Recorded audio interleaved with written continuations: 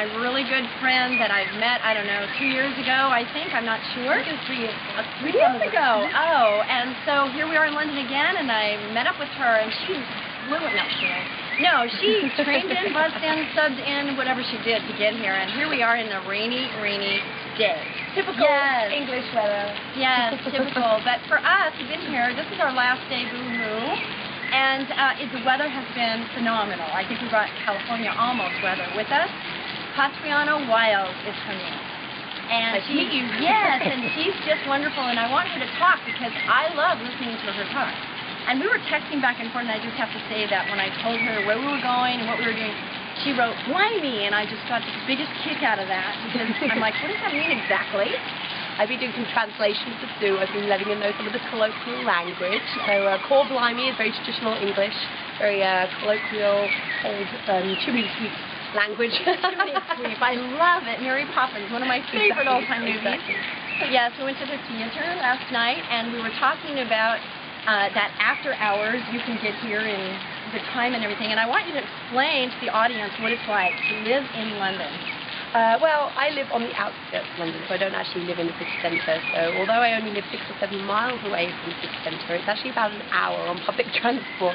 So today I had to walk to the bus station, I had to jump on the tube, I had to change, I took another tube, that's the underground in case you don't know what the tube is, to arrive here. But had I driven in the evening, it would have taken me maybe 20 or 30 minutes. I could have parked pretty easily, but as in any major city, it just wasn't worth it. So we take public transport. It's much quicker and cheaper as well.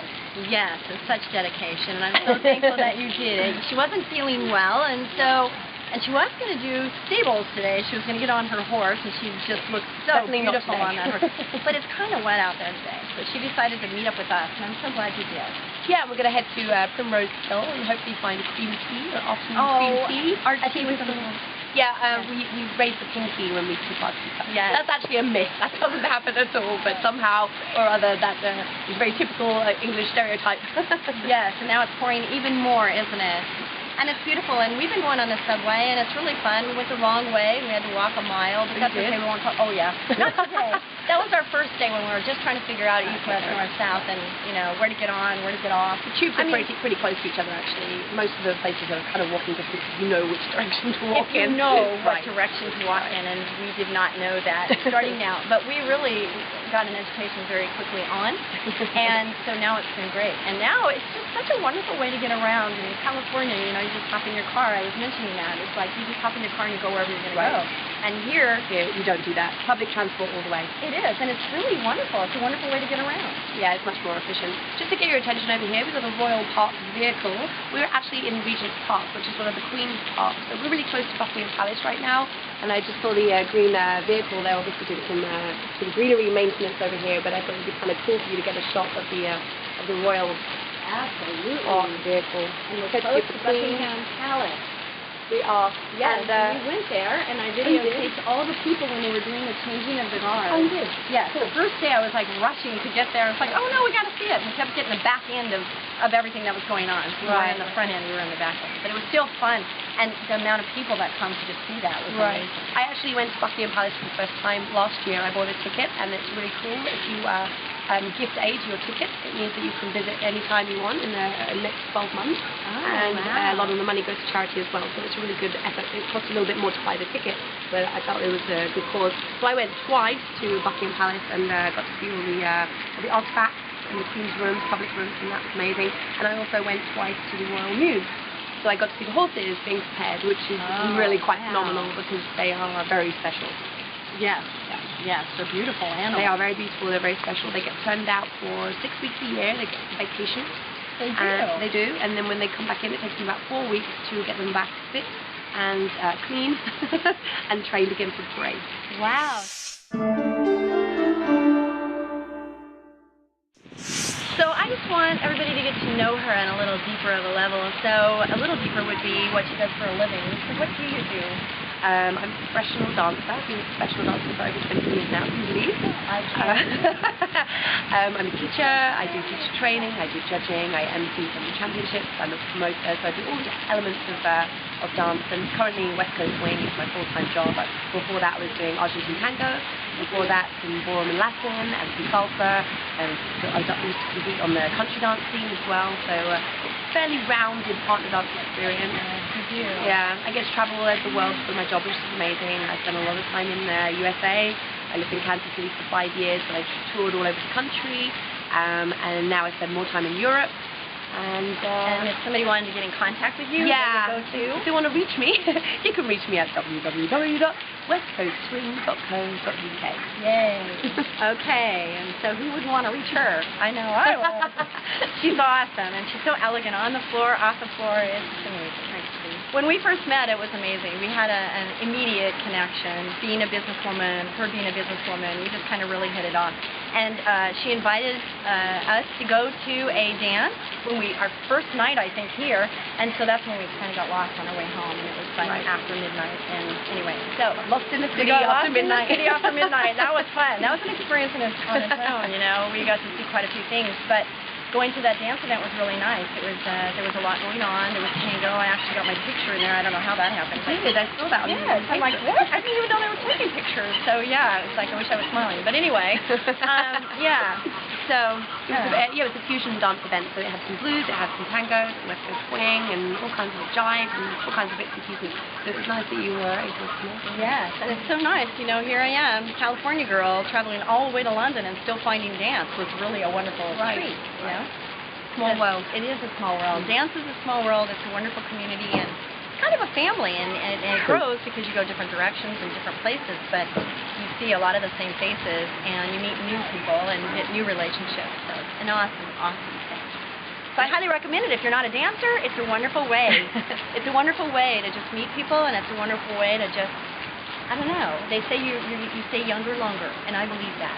That's actually been in our media a lot recently, in newspapers. They're saying that dancing is actually better for you than even going to the gym, because you exercise more muscle groups and the endorphin level is different. You know, it's higher and it keeps people younger for longer. Exactly what you just said. So that's when you meet people, it's relational. Yeah, right. Yeah, physical touch. Right. All of those fun things. It's great. It's great. So we talked a little bit about the horse. Situation. Horse riding. I took up horse riding 3 years ago. Kind of crazy. I didn't realize that the place I went to was thoroughbred ex-race horses. Now if I ride anything less, I'm disappointed. But I love it because it gives a nice balance between what I do for my job, which is being around hundreds of people all of the time, to being outside in the country with a much more basic relationship with the animal, which I'm really enjoying. Yes. And then you have the option to ride with people if you want to, or I take myself off sometimes on a hack and just connect with her. Yeah, I love it. It's just so peaceful, and I actually wish I'd found it a lot longer ago. However, there are some dangers involved as well. So I have what they call adult rational fear. So when I ride, I probably am risk averse, which is probably a good thing, but I love it. And I love horses too. Yeah. And so maybe when I come back, we'll come back and we'll make that part of the trip. Absolutely. We ride, the stables I ride at is very close to the South Downs. It's all chalky hills and it's very dry most of the time. Even when it's raining, the water drains. So it's absolutely phenomenal. We ride along Beachy Head, which is really high point along the coast.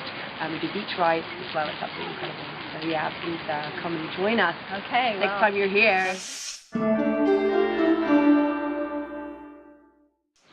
So I was talking about places you can visit when you come to London. We've got all of the historical places that you'll never see anywhere else in the world. Of course, I'm a future fan of the monarchy. I'm a monarchist just because I love the tradition of it and the history. It's just so fascinating.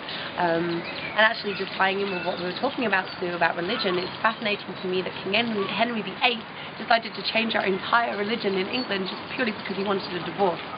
And that to me is huge. So we were a Protestant country that became a Catholic country because he needed this divorce, and then he ended up killing his second wife anyway by beheading her. Goodness! So please do some research on that. I'm absolutely fascinated by Tudor England. It's just ridiculous. Of course, Buckingham Palace were really close, so that's an absolute must. But of course you've got St Paul's Cathedral, which is absolutely incredible as a piece of architecture. Did you? I don't think we went there. I don't think. And then of course we have Big Ben, which tells the time for the entire world. See, she just needed to be with Right. us the whole time. Dang it! And There's even so much to see. I mean, you know, we Right. were here for 8 days, and there's a lot we didn't see. Right. So it's just not enough time. There's lots of theatres as well, obviously, and there's lots of museums, and most of our museums are free. So you can make donations. Donations. Let's edit that bit out heavily. Yeah, edit. edit. You can make donations which go to charitable causes if you visit any of the museums, but a lot of them are free, which is quite amazing. Really. We're very lucky. Yeah, that is And wonderful. if you want to walk around the parks, you don't have to spend a fortune when you visit the city. The parks are always free, and they're just amazing. They are. They're gorgeous. Right. So many.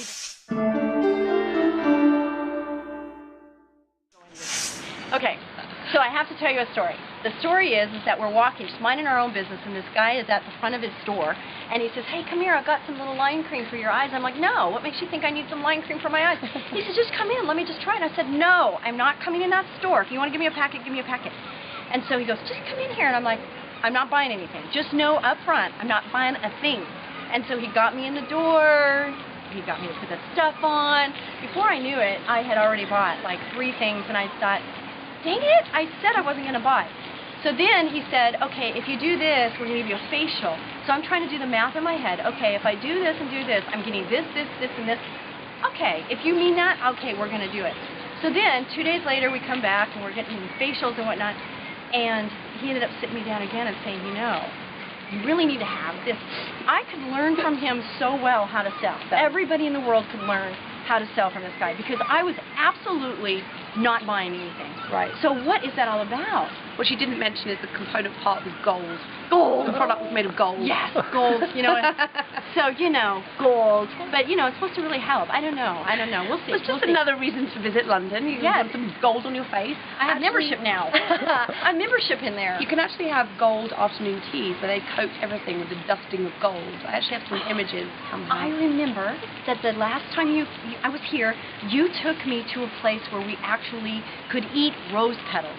And I thought that was amazing. And we accidentally found this place, and I went, "Oh, I remember this. We had tea up on top, and it was..." Yeah, it was afternoon tea actually at Harrods, and we had fresh rosebud tea. Yes. Full of rosebuds. It was amazing. So good. And it tasted delicious. It was awesome. Yeah, I think they have lavender tea and all kinds. It's amazing. Yes. It's another good reason to visit London. Absolutely. I think just let your viewers know, I think you should come and visit us. I think you should be brave.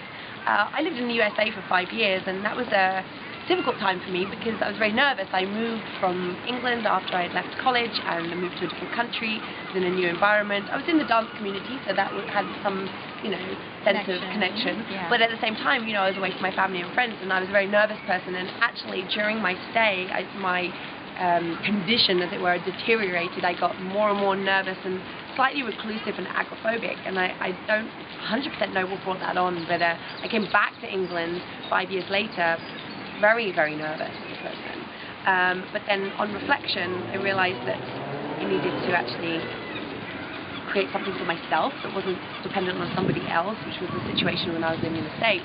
So I came back, and all I really wanted to do was make sure that I could still continue to buy Starbucks regularly and to get my nails done. And those were my 2 goals in life after I moved back. I was 24 years old, lived in the States for 5 years, had no idea what I was going to do, but I wanted my Starbucks and I wanted to get my nails done. So I got a little job in a tea room, actually. Oh, there you Weirdly. go.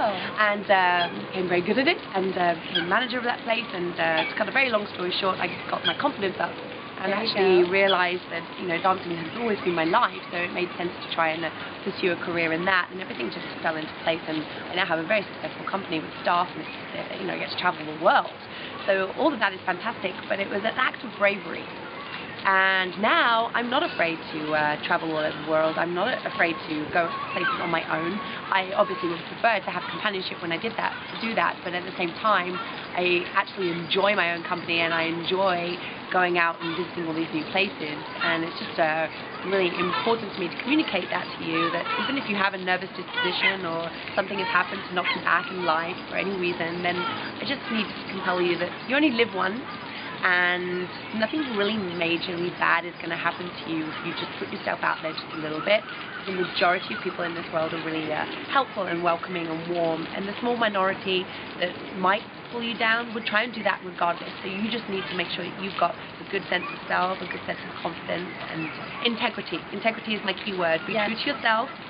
So live by your own rules and your own standards, but make sure you maintain them. Don't be a hypocrite. And just like enjoy the experience and the gift of travel if you're able to, or like, even if it's in your local area. It doesn't have to be a foreign country. Having lived in the States, you have all of the inclement weather and all of the deserts and forests and everything you need in one single country, so you don't have to leave the country to experience that. But at the same time, if you get to, then be brave and step out of your comfort zone. Absolutely. Yeah, and you don't know what you can handle until you actually push through. And the strongest people have used. Okay, so she's quite the entrepreneur. You know, she's a businesswoman, and that's what one of the things that we connected on is the businesswoman kind of side of things. Is, you know, it takes a strong person to be able to deal with all the things you deal with in business. So she's decided that she's going to help all the people here in England and all over the world to have a special boot now. The boot is the thing. It used to be dance shoes, but now it's a lot of dance boots, and they're really cool boots. And she has her own one. It has her name on it. I mean, how big is that? And it's purple, which is my favorite color. The color of the artist. It's the color of the artist. It's also royal. Purple is the color of royalty. And so, of course. That's a coincidence. Of course. Although actually it's not a coincidence because my logo has a crown on it. There you go. Maybe it's a subconscious decision. Yes. I never even realized that. Yeah. And so pretty amazing. And so we were at this dance event that she invited us to, and I said, you know, I'm sorry I can't buy any boots because I have every color. I have everything. Oh, no, Sue, you do not have every color. I'm like, what? Yes, I do. I have every... And she goes, no, you don't have my color. And I said, what is your color? And she says, purple. I'm like, oh my gosh, purple. And so she brings them out. We try them on. She happens to have my size. Oh, what a coincidence. And then she goes, here, you can have these. Not here, you can buy them at a discount, but you can have these. I just want you to wear them, and then everybody's going to want them. So everybody out there, you need a pair of purple boots. I'm sure that Sue will show them at some point in the show. We don't have them here in London, but they're back at the hotel, but hopefully they'll get a debut showing at some point in the show. They will. I'm going to have to. You will have to. See, she said that, so now I have to. Said it. I put it out in the universe. Yep. If you put it out in the universe, it will come back to you. And you know, there's a lesson in that. Right. And that is so true. What you speak out of your mouth and what you believe in your head, in your brain, you know, those things come to be. So be sure you're guarding what you're saying, and be sure you're guarding what you're thinking, and make sure that what you want to have happen, that's what you're speaking, and get it out in the universe. It will reflect back on you. It does. I so am in agreement there. That is so great. What a great message that is. We weren't even planning that. That just came out of there. Right. So we are going to leave here in a few minutes. And because you said, don't ask me for directions because I don't know. But then she's the one that actually got us to where we are right now. So from here, we're supposed to go where? We're going to Primrose Hill. Yes, which is supposed to be the highest elevation or something of London is what we were told. Yeah, I'm not sure about that. I'm not sure about that. We'll find out and let you know in 30 minutes. Yes, but, you know, somewhere. And it had a rose in it. So if there could be another place. But anyway, it's supposed to be a high level to where we could see. And it looks like the rain clouds are breaking up a little bit, so it might be really nice. We could try and find some afternoon tea. Yes, we're going to do that. Which, can I just let you know, when you get cream with your afternoon tea, it's not to go in your tea, it goes on your scones. Just to be clear, on that on record. I thought it was scone. No, it's scone? It's scone. Oh my goodness. According to the Queen, it's scone. Scone. Scone is a mistake. Okay. I will never say that again. Catriona. No. Catriona. I'm still not doing it right. I'm not. Catriona. Catriona. Catriona. Oh my word. Okay, I give up. It's okay, I called her Sue Fries originally. Yes, you did. Yes, you did. And that's okay, as so many people do. Yes, and that's all right.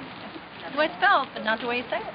Anyway, okay, I think we're going to end this right here, right now, and it's been really wonderful having you here, and we might be able to shoot some more. We'll see if everything permits, and if it does, then we will. If not, then this might be it. We don't know. So thank you so much for being on my show. Thank you for having me. I love it. Don't you just love listening to her? It's just so amazing. I love listening to her. Bye for now.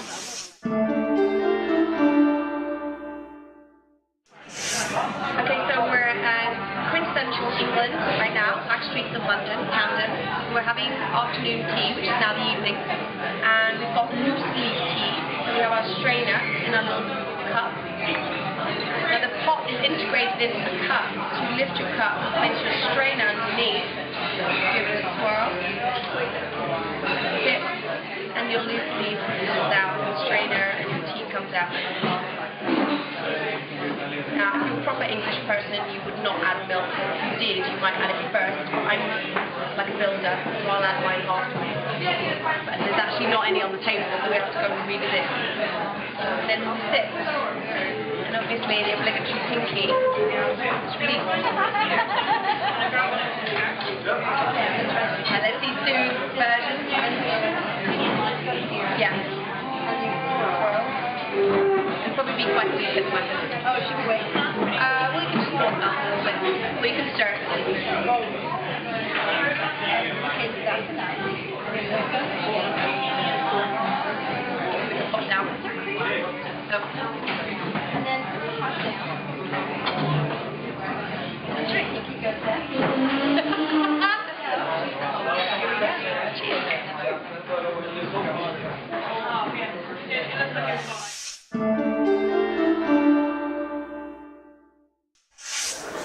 Hi there. Here I am in London at the Litfire Book Fair, well, London Book Fair, and I'm with Litfire Publishing right now because they invited me to come. And it's so exciting to be here, and who would have thought? Definitely not me when I wrote this book, Learning to Breathe, when I had an accident and was in a wheelchair and had to heal. And here I am. You never know what you're going to end up doing next. So do what you're driven to do, and the world just opens up.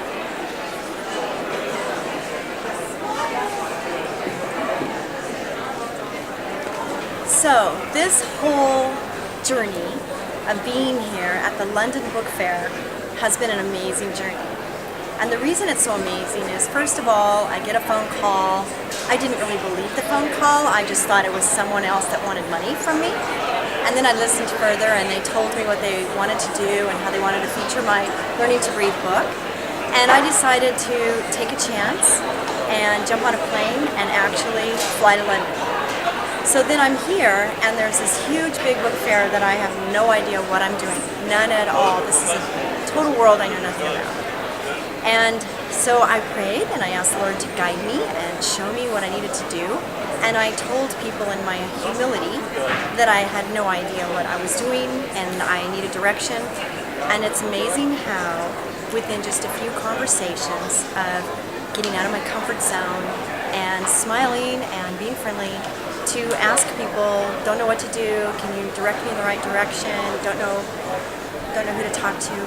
Within just a few conversations, I ended up talking to the woman that I think is going to take this book where it needs to go, into the hands, into the hearts of people that need to know more about asthma, more to know about the Lord and a personal relationship with our Heavenly Father. So it's just very exciting, and it's just amazing what God can do if you just let Him have your life and you just ask Him to guide you, and He will. And then just be a servant and just take one step at a time and step out of your comfort zone. That's probably the message. Step out of your comfort zone, show humility, and just do what you need to do to get the job done. I had no idea where it was going to take me. I still don't know. The journey's not over. It's just beginning, and it's so exciting. So I'm hoping you'll take this journey with me, and I'll keep you informed as to the next step and the next step and the next step. So thanks for tuning in.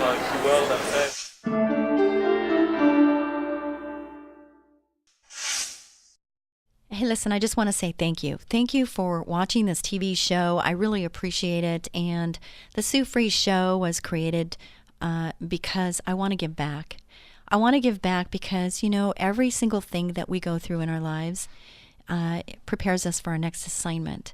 And so TV show, radio show is something that's happening now, and I'm very excited about it.